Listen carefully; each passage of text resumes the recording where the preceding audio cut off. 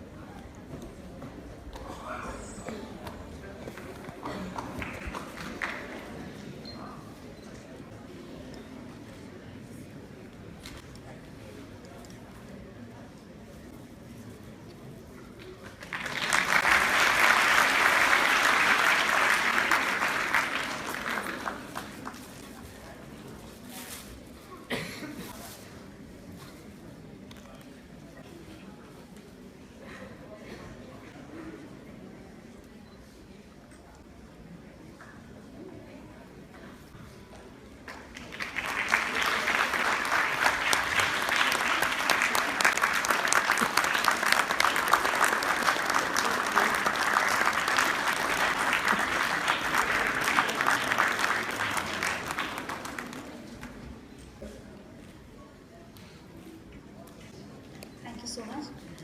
And one person who we all love to hear. May I now request Honorable Minister of HRD, Srimati Smriti Zubin Irani, to please address the gathering, ma'am. All of us.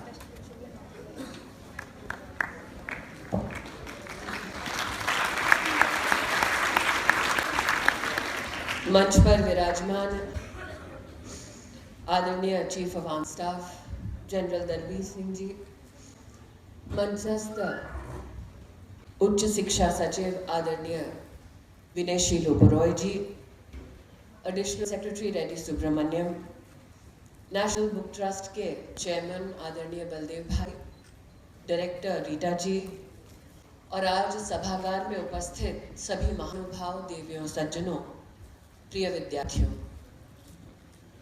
जिन लोगों ने अपने रक्त से हिंदुस्तान का इतिहास लिखा,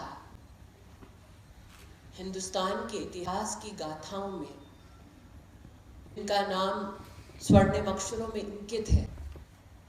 ये दुर्भाग्य है हमारा कि उन नामों को दोहराने वाले, उन नामों को आगामी पीढ़ी स्वर्णिम अक्षरों में याद रखे, लिखे,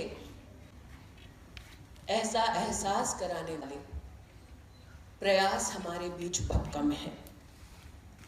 और आज ये मेरा सौभाग्य है कि गत 1 वर्ष से भारतीय सेना और रक्षा मंत्रालय के समर्थन और सहयोग से नेशनल बुक ट्रस्ट 21 परमवीर चक्र विजेताओं की कहानी, वीर गाथाओं को आज राष्ट्र को समर्पित कर रहे हैं।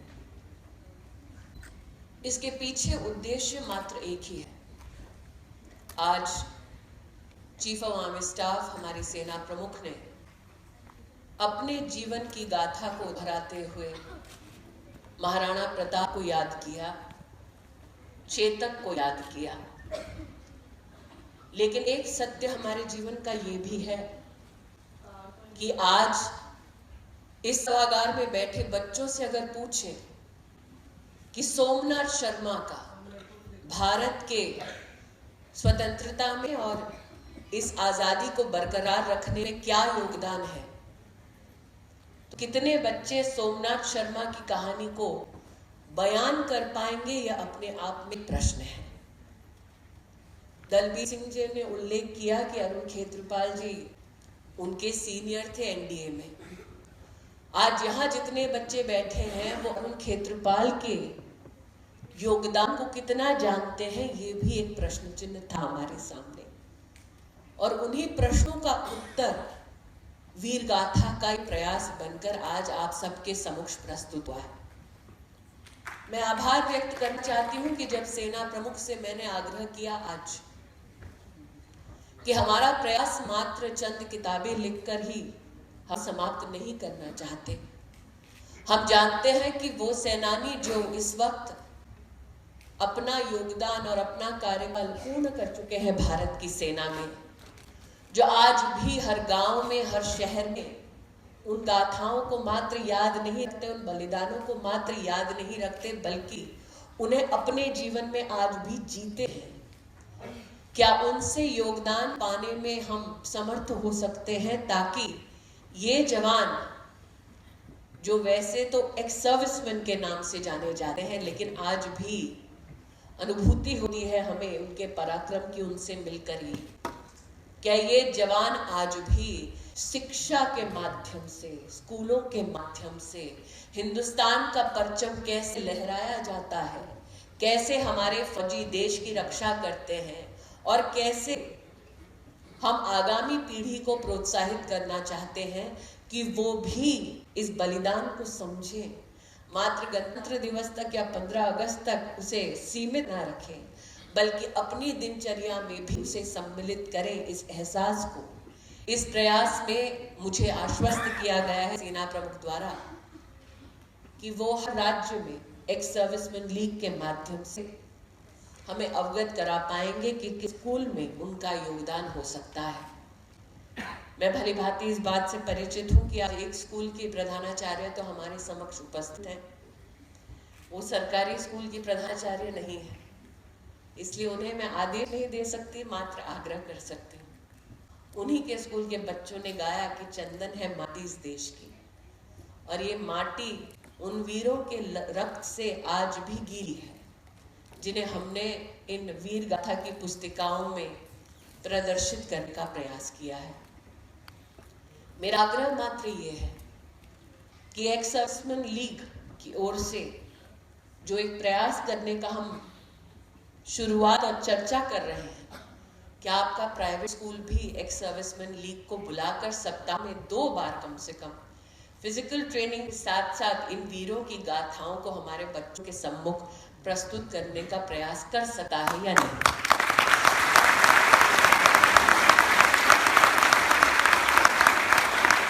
मुझे ये संकेत दिया जा रहा है कि ये संभव है।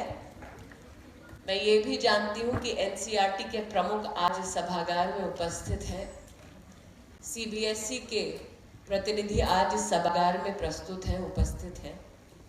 उनसे मेरा आग्रह है, हर स्कूल में हम एडिशनल रीडिंग मटेरियल में कई किताबें एडवाइजरी के रूप में प्रस्तुत करते हैं। इन वीरों की गाथाओं को मात्र एनबीटी तक सीमित करने का मेरा प्रयास नहीं है।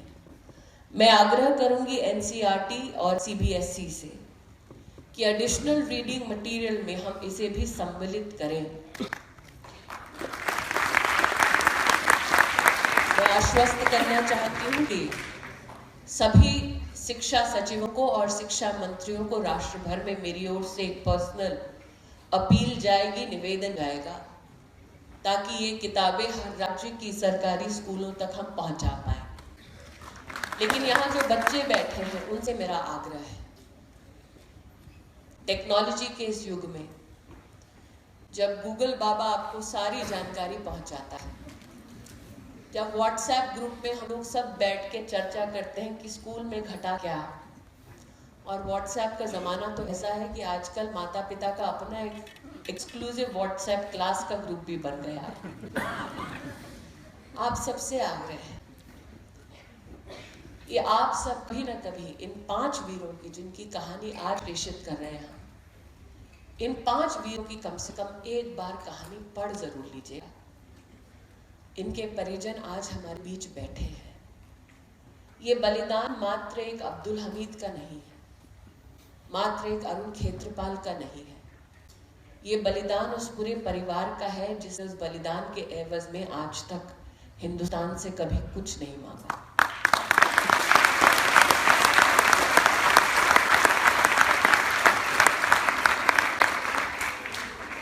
आर्मी चीफ ने कहा था कि ये 21 गाथाएं हैं, लेकिन मैंने उनसे कहा कि मेरी कोशिश ये है कि ये गाथाएं यही समाप्त ना हो।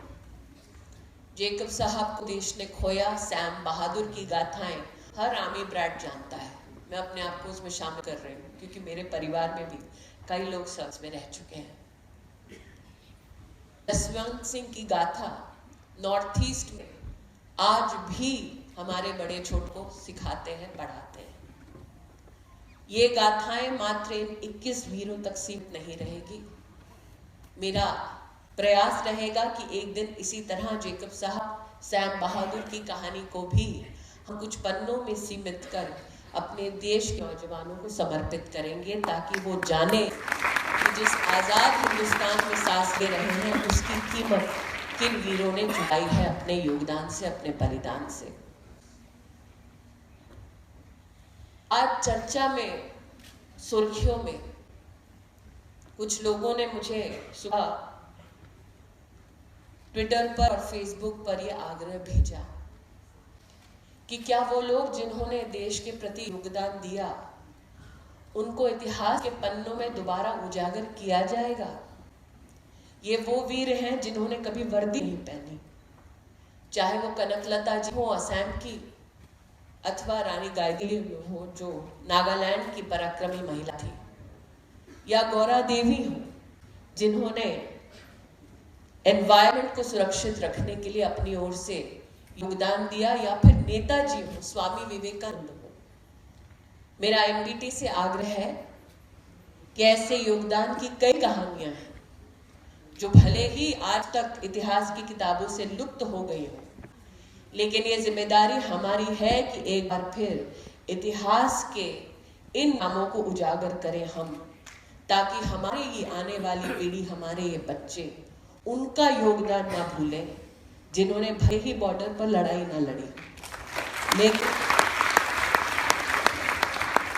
लेकिन जिन्होंने अपने योगदान से भारत के उज्जवल भविष्य की कामना की और उसे सींचा अपने रक्त से। एक बार फिर chief of army staff general Dalbir Singh ji को, जो आज हमारे बीच उपस्थित नहीं है, ऐसे आदरणीय रक्षा मंत्री मनोहर पर्रिकर जी को मैं मानव संसाधन विकास मंत्रालय और एनबीटी की पूरी टीम की ओर से साधुवाद देती हूँ, उनके समर्थन और योगदान के लिए धन्यवाद देती हूँ।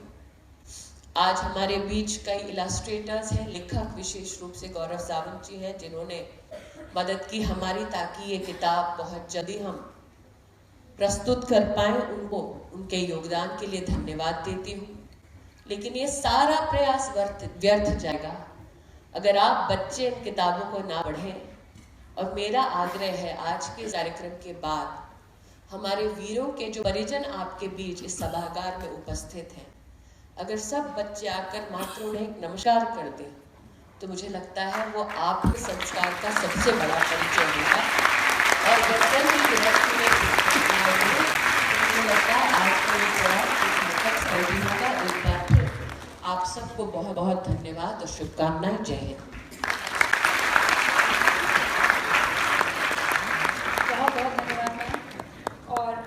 अब मैं मंच पर बुलाना चाहूंगी वीरगाथा सीरीज के कंसल्टिंग एडिटर गौरव सावंत को कि वो आए और सीरीज की कुछ दिलचस्प कहानियां हमारे साथ बांटें। We all have to hear stories, don't we?